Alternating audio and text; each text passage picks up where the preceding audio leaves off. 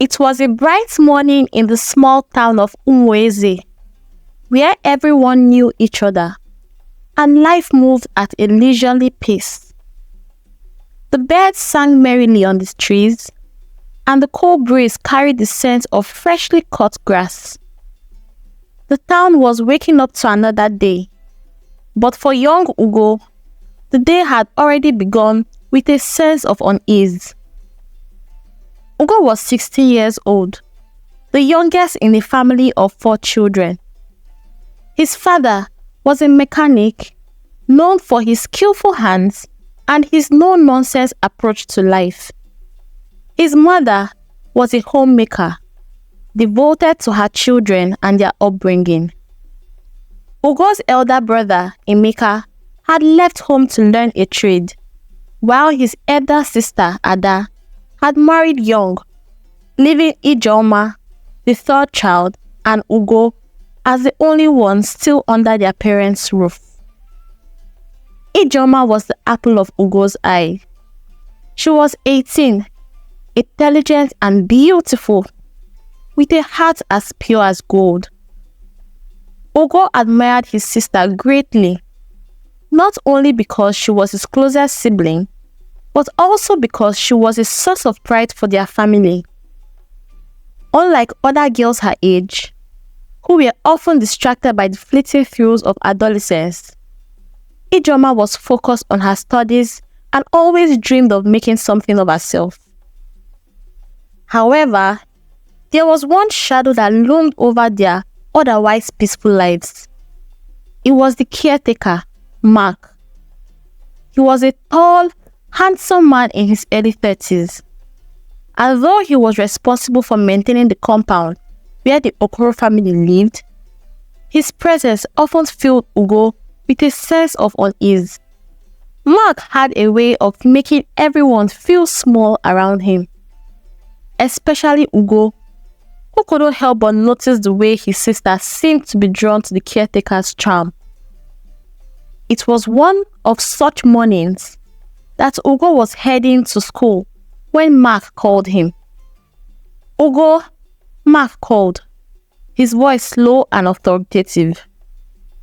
He was standing beside his car, a sleek vehicle that always seemed out of place in their modest compound. "Is your father in?" Ugo shook his head. His father had left early for the mechanic shop to attend to a customer.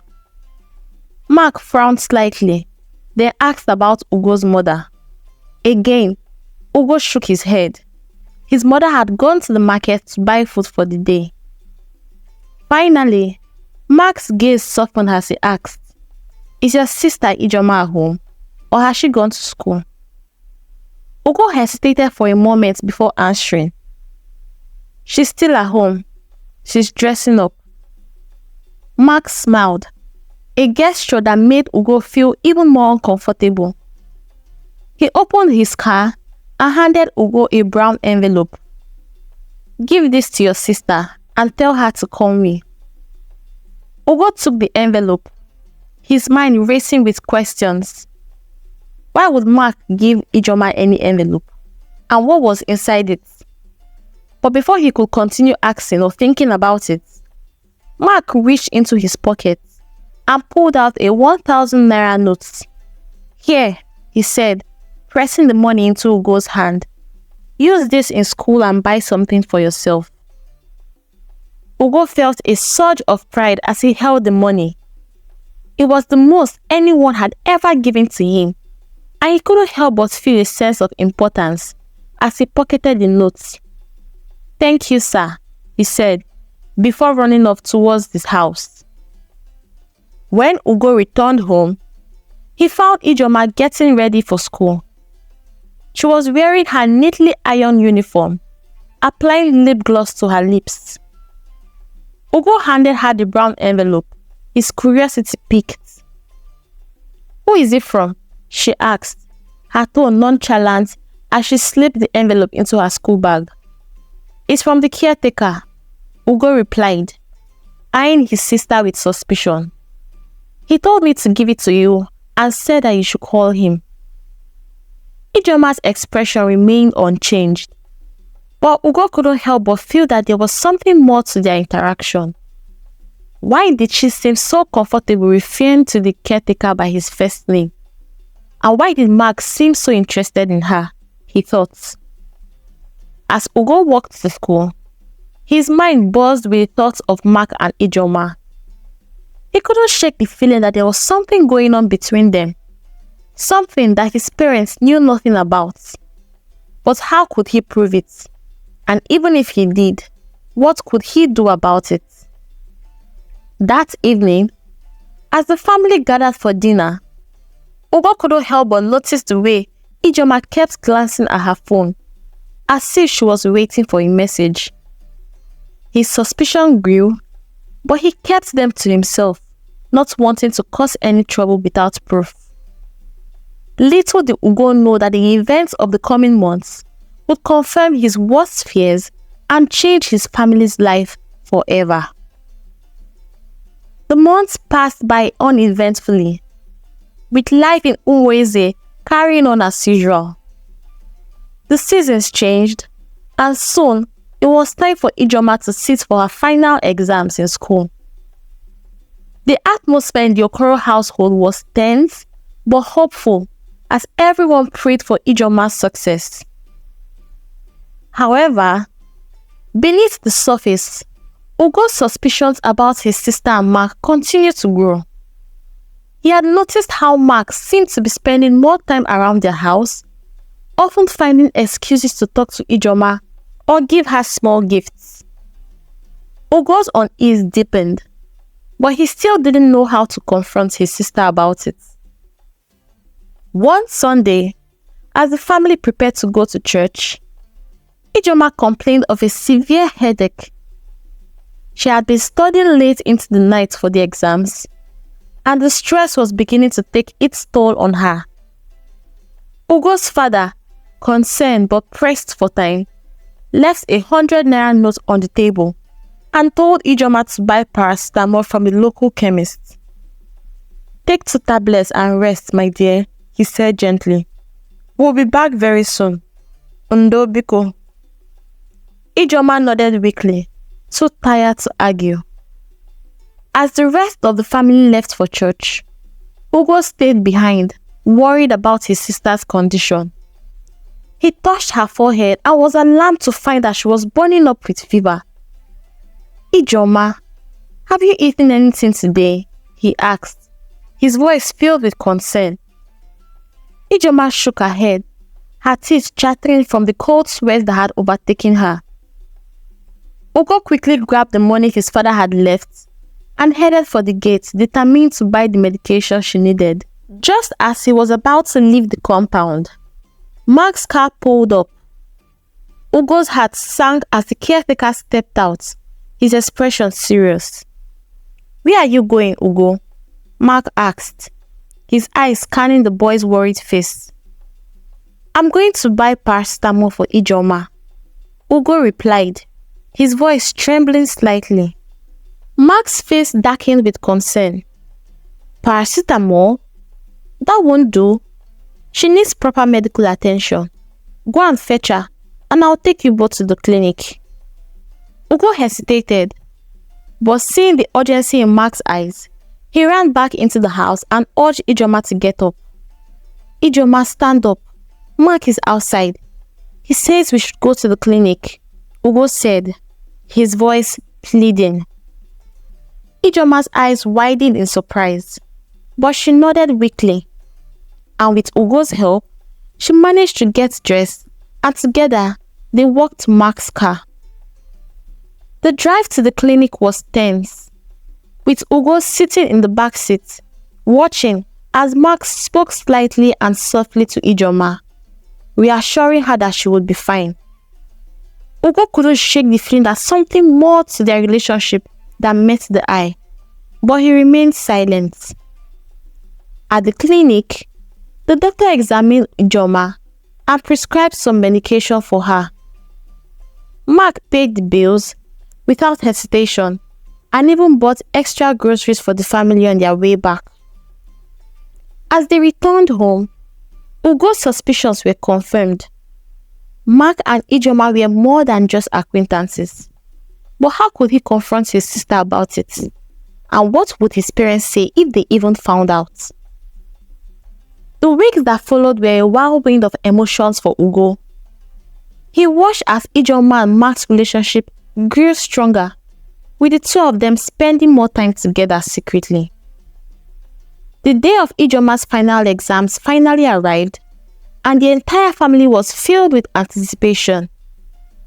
Ijoma had worked hard for this moment, and her parents were confident that she would make them proud. But just as the family was beginning to celebrate Ijoma's impending success, a bombshell was dropped on them. Ugo's father, Chief Okeke, returned home one evening with an old friend, Chief Nwokedi, who had lost his wife 2 years ago. Chief Nwokedi was a wealthy man, known for his business acumen and his large estates. He had come to Chief Okeke with a proposal that would change Ijoma's life forever. Nwokedi is my very good friend, Chief Okeke announced to his family as they gathered in the living room. He has come to ask for Ijoma's hand in marriage. The words hung in the air like a dark cloud. Ugo's heart sank as he saw the shock and horror in Ijoma's face. Chief Nwokedi was old enough to be her father, and the thought of marrying him was repulsive to her.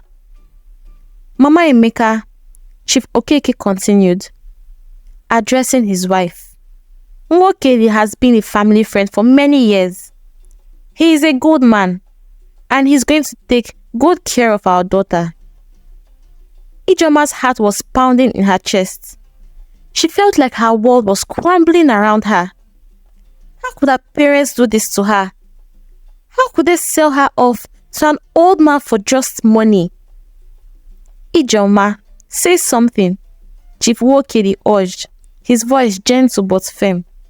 I promise to take care of you, don't worry. You will want for nothing in my house. But Ijoma couldn't bring herself to speak. Tears welled up in her eyes as she looked at her parents, pleading with them to reconsider.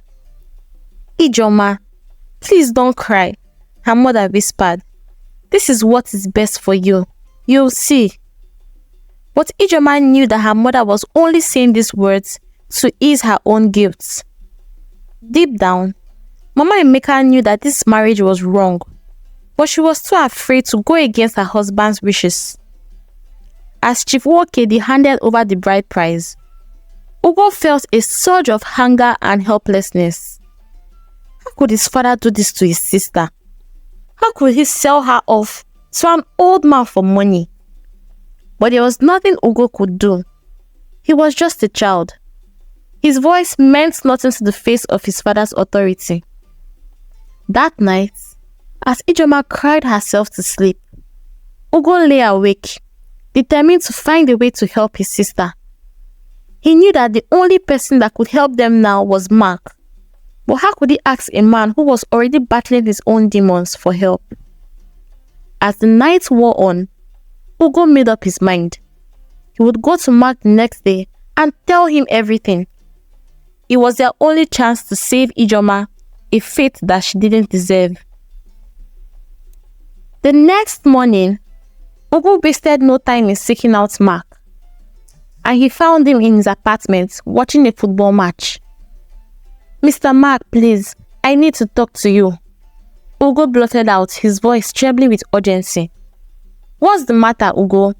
Mark said, sensing the sense of urgency. Ugo took a deep breath and told Mark everything. I don't know what to do, Ugo confessed after. Please help us. You're the only one I think who can help us right now. Mark listened intently, his heart heavy with the weight of Ugo's words. He cared deeply for Ijoma, but there was something that Ugo didn't know. Something that made Mark ache with sorrow. I wish I could help, Ugo, he said, but there's something you need to know.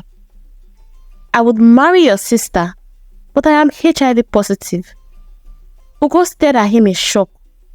HIV positive? How? Why didn't you tell anybody? Mark bowed his head.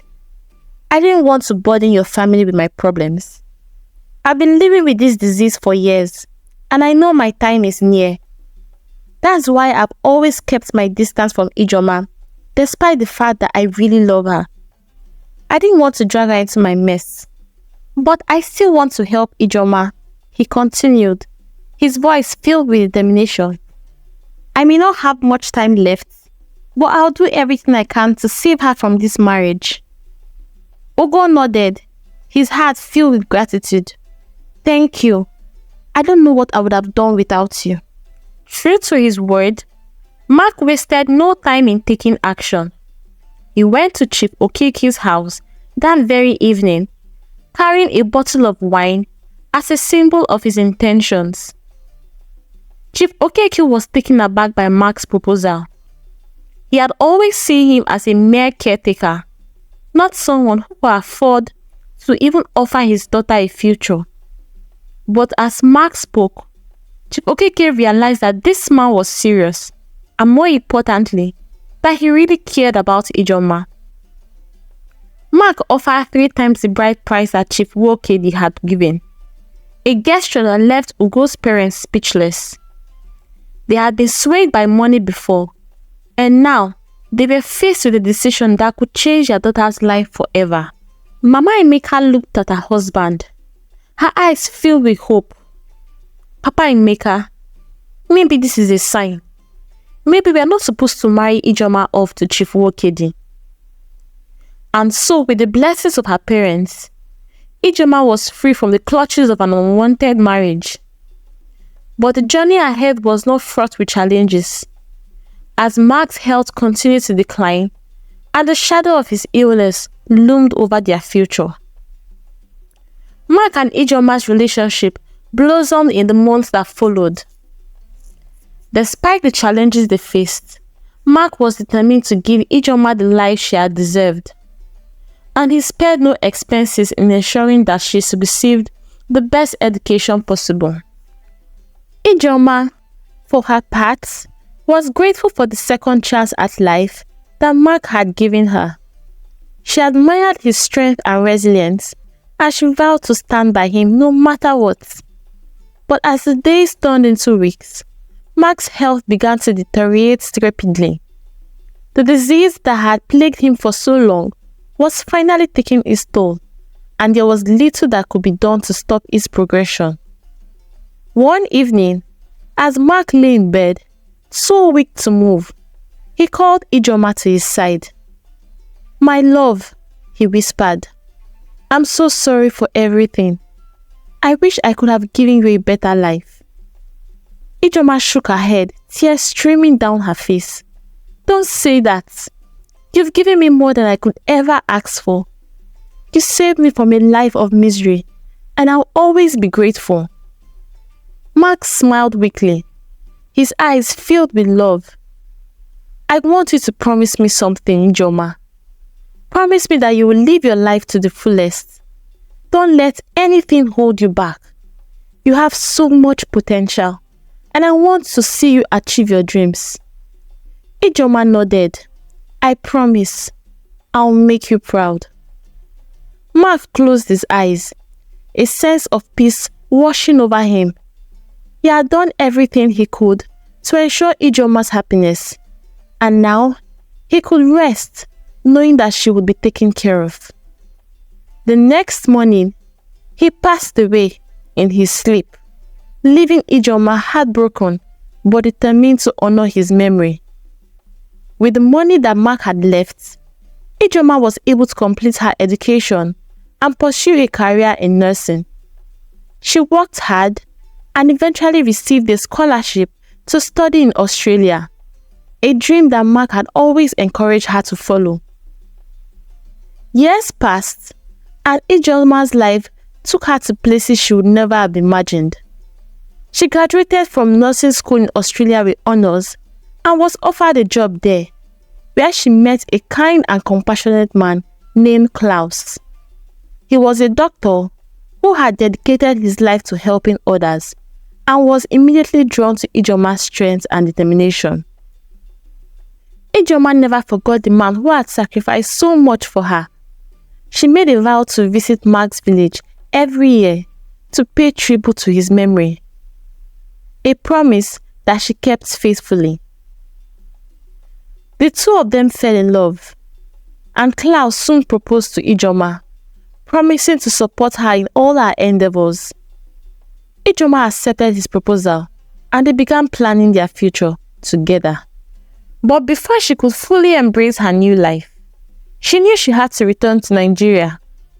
She had to visit Mark's village to pay her respects and fulfill the promise she had made to him all those years ago. On the day of the visit to Mark's village, Ijoma was accompanied with Klaus, who had heard so much about the man that had changed her life. As they arrived at the small village, they were met by elders and villagers, and her parents greeted her with open arms.